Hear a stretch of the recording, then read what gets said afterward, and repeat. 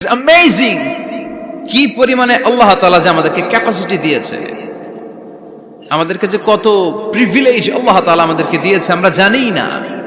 আমরা আমাদের দেহে কত শক্তি সম্ভাবনা নিয়ে যে ঘুরে বেড়াই আমরা অনুধাবন করি না। এজন্য সময়গুলোর কাজে লাগাও। কিন্তু আফসোসের সাথে লক্ষ্য করা যাচ্ছে যুবকদের চরিত্রকে ধ্বংস করে দেওয়ার জন্য যে কয়েকটা হাতিয়ার আছে সবগুলো বাংলাদেশে আছে না নাই? ইয়াবা আছে না নাই? ফেন্সিডিল আছে না নাই? হিরোইন আছে না নাই? মারিজুয়ানা আছে না নাই?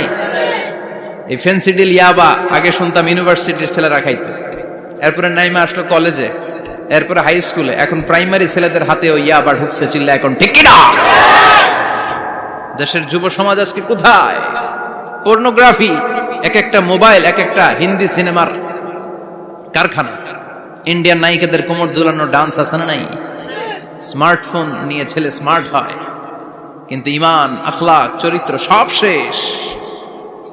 অপরাজনীতি, রাজনীতির নামে মন্দ খারাপ প্রতিহিংসামূলক ছাত্র রাজনীতি, নেতারা এই যুবক ছেলেদেরকে ইউজ করে, ওর বিরুদ্ধে ও মার, তুই ওরে মার, ওনারা থাকে অন্য জায়গায়, আছে না নাই?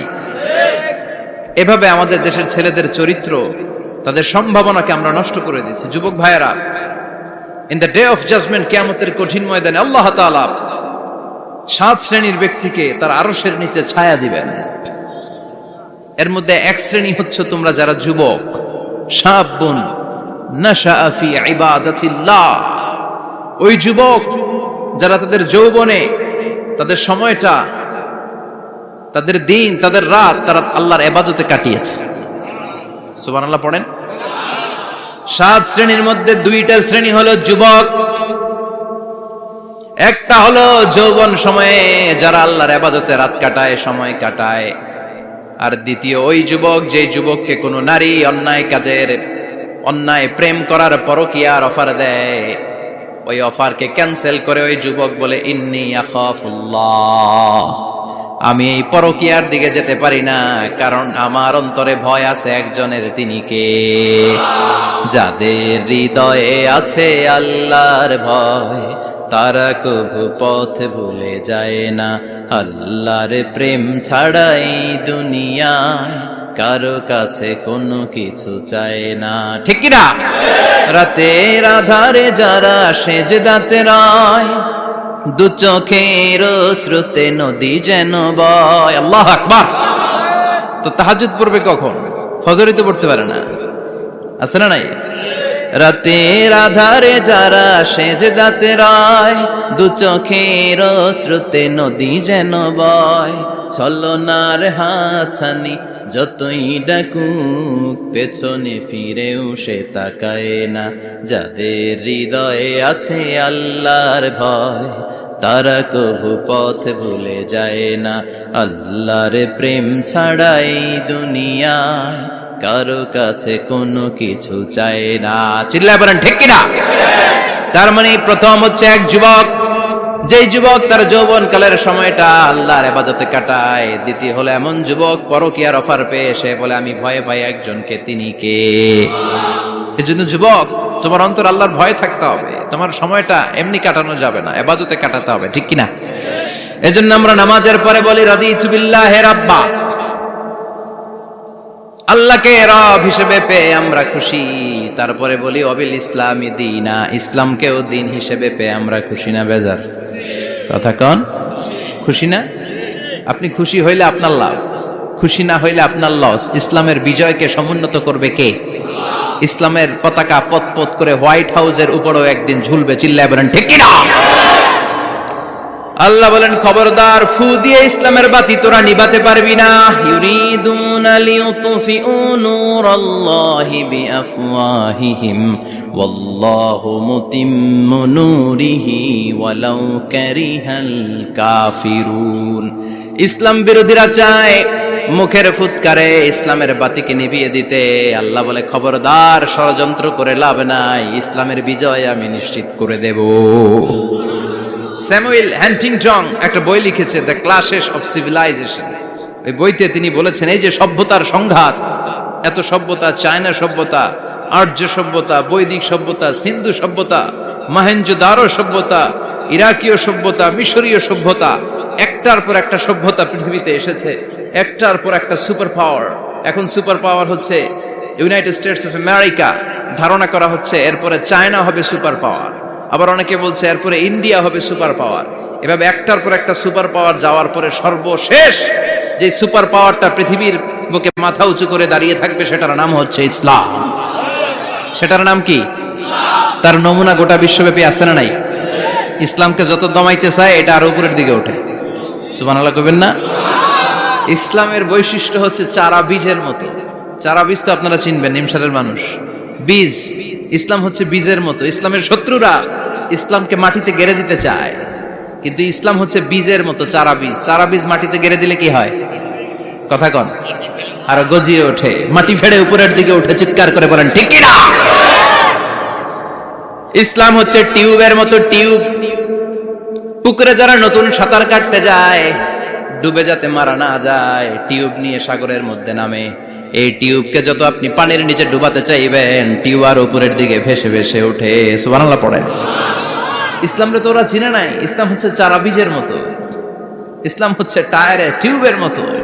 এটার যতই নিচের দিকে নামাইতে যায়, এটার বৈশিষ্ট্য হচ্ছে এটার ধাক্কা মারলে এটার উপরের দিকে ওঠে। সুবহানাল্লাহ কইবেন না? গোটা বিশ্বব্যাপী আজকে ইসলামের গণজোয়ার, হাজার হাজার লোক কালিমা পড়ে মুসলমান হচ্ছে। গত কিছুদিন আগে আফ্রিকাতে এক লোক এক গ্রামের কয়েক হাজার মানুষকে এক ময়দানে দাঁড় করিয়ে একসাথে শাহাদাতের বাণী পাঠ করিয়ে মুসলমান বানায় ফেলছে। এই আফ্রিকার বুকে এতদিন আমেরিকার কাজ ছিল, এটারে বলে Tansir, Christian missionary. Lakh lakh dollar দিয়ে আফ্রিকার দেশগুলোর মধ্যে গরিব গরিব মুসলমানগুলোরে তারা নাসারা বানাতো। এই বিষয়টা যখন মুসলিম স্কলারদের নজরে এলো, এখন গোটা বিশ্বের সব মুসলিম স্কলাররা আফ্রিকায় যে ইসলামের দাওয়াতকে প্রচার করে দিচ্ছে। গ্রামকে গ্রাম খ্রিস্টান সম্প্রদায় লা ইলাহা ইল্লাল্লাহ মুহাম্মাদুর। ঝিনুকের ভেতর লুকিয়ে থাকে যেমন মতি, ঝিনুকের ভেতর লুকিয়ে থাকে যেমন মতি, কালমা শাহাদাতে আছে আল্লাহর জ্যোতি, কালমা শাহাদাতে আছে আল্লাহর জ্যোতি। পড়েন সবাই। ঝিনুকের ভেতর লুকিয়ে থাকে যেমন মতি, ঝিনুকের ভেতর লুকিয়ে থাকে যেমন মতি, কালমা শাহাদাতে আছে আল্লাহর জ্যোতি, কালমা শাহাদাতে আছে আল্লাহর জ্যোতি। ঠিক কি না? এই জ্যোতি যদি একবার কারো হৃদয়ের মধ্যে স্থান করে নেয়, এই নুরানি আলোর ছোটা যদি কারো হৃদয়ের মধ্যে জায়গা দখল করে নেয়, পৃথিবীর কোনো মতাদর্শ তার অন্তরের মধ্যে আর থাকতে পারে।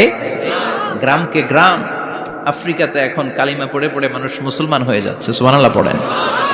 একদিন আমেরিকার হোয়াইট হাউসের উপরেও কালিমার লা ইলাহা ইল্লাল্লাহর পতাকা পতপত করে উড়বে। চিল্লায় বলেন ঠিক কি না? এজন্য আমরা বলি ওয়াবিল ইসলামি দীনা, ইসলামকে ধর্ম হিসেবে পেয়ে আমরা খুশি না বেজার? After the Twin Tower attack, the number of Muslim in America already have been doubled. Now it's tripled. Twin tower অ্যাটাকের আগে আমেরিকা যত মুসলমান ছিল, এটা গত কয়েক বছর ধরে ছিল ডবল, এখন এটা ট্রিপল হয়ে গেছে। মানে টুইন টাওয়ার অ্যাটাকের আগে আমেরিকায় মুসলমানের সংখ্যা যা ছিল, এখন এটা 3 গুণ বাড়ছে। ইউরোপ, আমেরিকাতে মসজিদের সংখ্যা বাড়ছে, দাওয়াতি কাজের সংখ্যা বাড়ছে। এমনকি হার্ভার্ড ইউনিভার্সিটিতে, অক্সফোর্ডে, ক্যামব্রিজের ভেতরে, MIT, Massachusetts institute of technology, সায়েন্সে যারা পড়ে এদের স্বপ্ন এমআইটির ভিতরে ইসলাম ঢুকে গেছে। এজন্য ইসলামের আলোকে কেউ নিভিয়ে দিতে পারবে? ইসলামের গতিকে কেউ থামিয়ে দিতে পারবে? এটা অসম্ভব। এজন্য ইসলামের বিজয় সুনিশ্চিত। আমরা যারা লেগে থাকতে পারবো, আমাদের কপালকে উজালা করে দিবে কে? আর বিরোধিতা যারা করব তাদের সব শেষ, দুনিয়াও শেষ, আখিরাতও আমও শেষ, সালাও। এজন্য আমরা বলি রাদিতু বিল্লাহি রাব্বা, আল্লাহ তোমার রব হিসেবে পেয়ে আমরা বড্ড খুশি। ওয়াবিল ইসলামি দীনা, ইসলামকে ধর্ম হিসেবে পেয়ে আমরা খুশি। ওয়াবি মুহাম্মাদিন রাসূলা, বিশ্ব নবীকে রাসূল হিসেবে পেয়েও আমরা খুশি না বেজার? এমন রাসূল, গোটা বিশ্বের শ্রেষ্ঠতম রাসূল, শ্রেষ্ঠতম ব্যক্তিত্ব, যার কাছ থেকে পজিটিভ কোনো জিনিস ছাড়া নেগেটিভ কোনো জিনিস প্রকাশিত হয় নাই, সব ইতিবাচক। Always come back positive, not go back negative. সব সময় পজিটিভ বলতেন, পজিটিভ ভাবতেন, পজিটিভ কাজ করতেন। কোন নেগেটিভ নেতিবাচক কোনো কিছু বিশ্বনবীর জীবনে খুঁজে পাওয়া যায়? চিল্লায় বলেন, খুঁজে পাওয়া যায়? As a father, as a husband, as a commander, as a lawyer, as a reformer of the society, Muhammad is the superman of the world. গোটা বিশ্ব এখন তাকে সুপারম্যান ভাবতেছে, বস অফ দ্য অল বসেস। পৃথিবীতে যত বস এসেছে সব বসের সবচেয়ে বড় বস হচ্ছে বিশ্বনবী মুহাম্মদ সাল্লাল্লাহু